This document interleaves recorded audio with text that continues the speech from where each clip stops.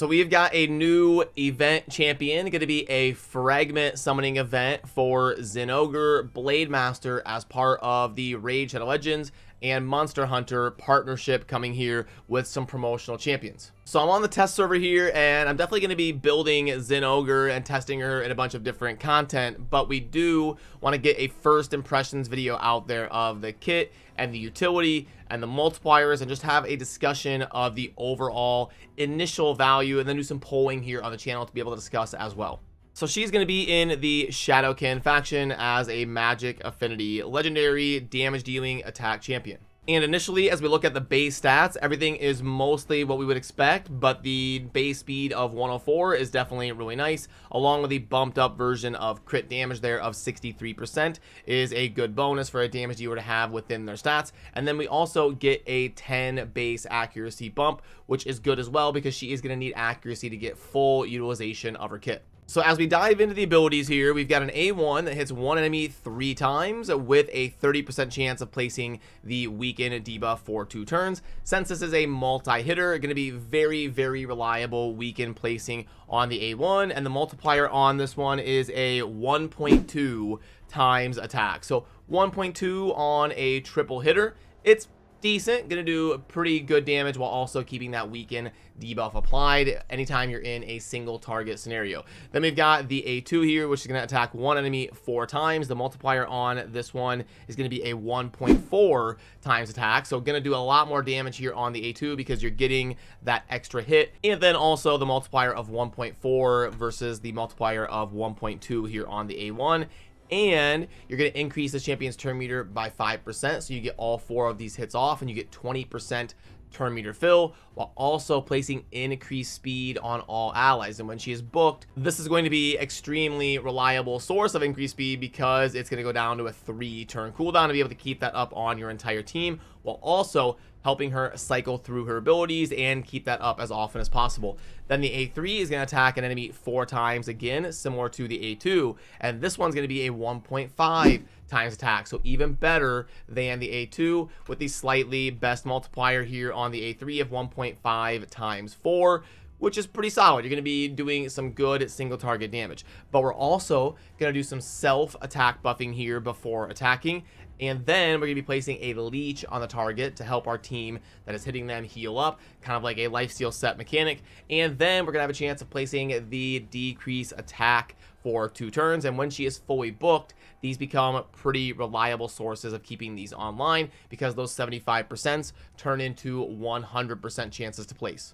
And then she gets a passive right here that's going to increase the damage the champion deals by 1% for every 1% of HP lost, up to 50%. And it's going to double if the target is under a decreased defense debuff. But remember, she only brings weaken and leech and decrease attack, so she cannot bring her own defense down debuff. So it's usually just always important to make sure you've got decreased defense in your team, but going to be doubly more important if you are using Zinogre because you're going to help scale up her damage way higher. If you have that decreased defense debuff, you'll get even more of a bonus out of it. Then she also has an active effect with a 4 turn cooldown. That's a little bit of a mechanic like a Leorius or a Skull Crown, something like that, where it's going to prevent this champion's death and keep them alive on 1 HP when they are hit by a fatal hit. And if the skill prevents the champion's death successfully, we're also going to heal them to 50% of the max HP, which is going to put Zinogre at that exact threshold when she's getting the maximum effect of the passive effect part of the skill, where we're going to get that 50% bonus damage. But then they also put in a way to go ahead and counter this, and that is if she is under a heal reduction debuff, the active part of this effect where it prevents her death and then heals her up to 50%. None of that will occur if she is under a heal reduction debuff when she suffers a fatal hit. And then we get the aura right here of ally speed in dungeons by 30%. So, okay, first initial impressions of this champion and just kind of grading the kit, and should people be really prioritizing going after adding her to their account. and all of that. So one thing that stands out to me when analyzing the champion's kit is there is no capabilities of doing AoE damage. So if you are in a section of content where you really need to be hitting multiple enemies and doing lots of AoE damage, you're not going to really want to bring her as your solo DPS, because every single ability here is single target. It's multi-hitter. It's either 3 or 4 hits, and the multipliers are decent, but you're not going to be getting any sort of AoE wave clear. Sometimes you'll see champions where the A1 and the A2 are single target, but the A3 is an AoE on a damage dealer. But she is just, every single ability is single target. And then one other drawback that stood out to me was that she is going to require a lot of stats to build properly. She's going to need basically every stat in the game. Defense would probably be the lowest priority, but you're going to need crit rate and attack and crit damage, and then also accuracy. A lot of times in raid, when we're building damage dealers, we don't have to worry about accuracy, but in order to get the maximum potential out of her kit, we are going to want enough accuracy to be landing things like the weaken on the A1, or doing things right here on the A3 to place the leech and the decrease attack. So you are going to want to bring enough accuracy for her to be viable in the content you're using her for. And I would say of the two toughness stats, HP and defense, you probably want to prioritize HP, because on this passive, you kind of want her losing HP. You just want a high amount of HP so that it doesn't kill her when she loses HP, but you do want it kind of going down a little bit, and then let her heal it up by doing good damage to targets that have leech on them. She can kind of get some self-sustain because she places leech, and then she's also going to be stealing it back to heal herself up every time that she suffers fatal damage. It's going to bring her up to 50%, and then she can hopefully leech it back by hitting that single target hard where she's been placing the leech and all of that. But I think what really puts her over the top from being just another meh damage dealer is the fact that on the A2, she also places the increased speed on all allies for 2 turns, and within this ability, she can cycle through her turn meter and crank it up 20% every time she does this ability. A lot of times in your teams, you struggle to find that full increase speed on your entire team. So for the damage dealer to bring that to the squad, it's going to unlock a lot more possibilities in terms of what supports she's going to work well with, because you're gonna get that full team speed from Zinogre.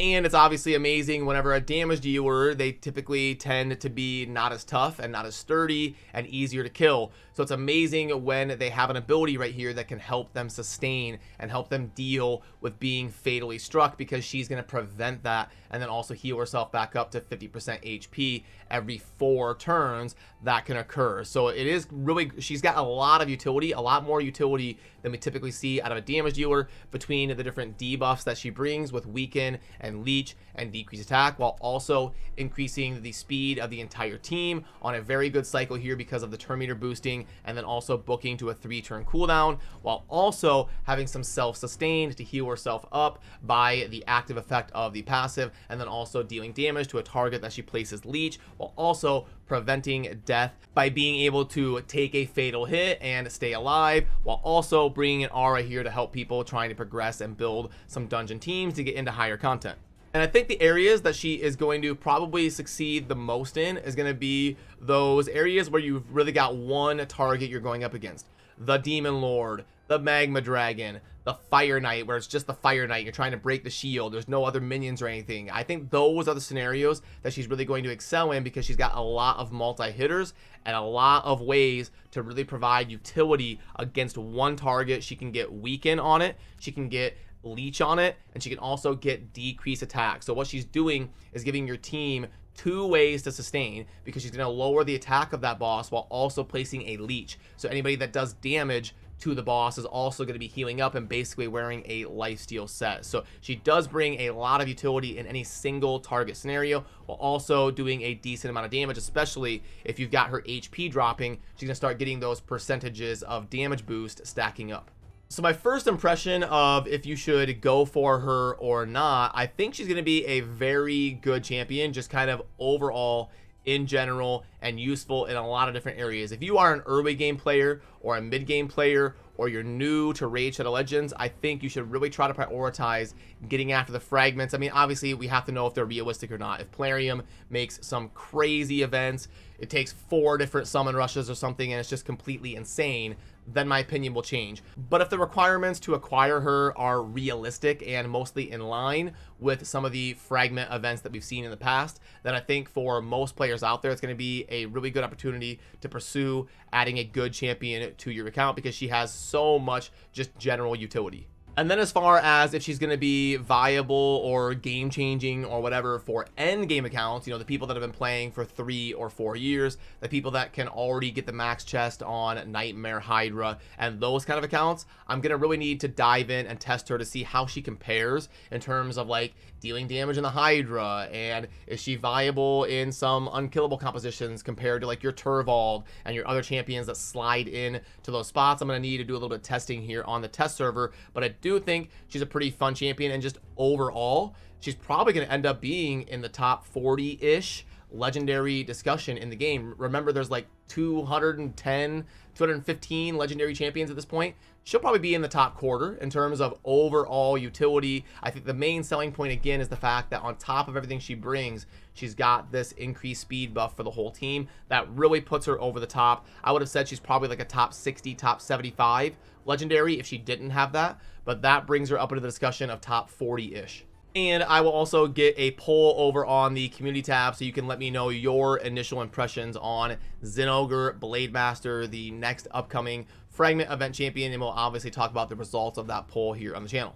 For example, we've got the poll that I can pull up from yesterday where we were asking your initial grading of Rathalos Blademaster, the free login legendary that's going to be coming into the game that we talked about yesterday, and did a video like this Zinogre one where we were just kind of like going over our first initial impressions of the kit's potential. And it's looking like the initial grading from the community is going to be an A+, because we've got the A tier, the overwhelming majority of the vote, and then we've got more votes for S than B, which means the majority is A, but it leans in the direction of S. So we would go A+ for initial grading from the community there on the Rathalos kit. So what we're going to do is do the same exact poll for Zinogre Blademaster, and then we'll be able to see how the voting breaks down. And big shout out to the almost 5,000 of you that vote in these polls. It really makes it a lot easier to analyze and get better, more finely tuned opinions on these champions the more of a sample size you're able to get. So yeah, appreciate all of you, and I will get this poll hosted so you can vote on that. And remember to subscribe on your way out if you enjoy Raid Shadow Legends content. I will see you soon in the next video. Thanks for watching. Peace.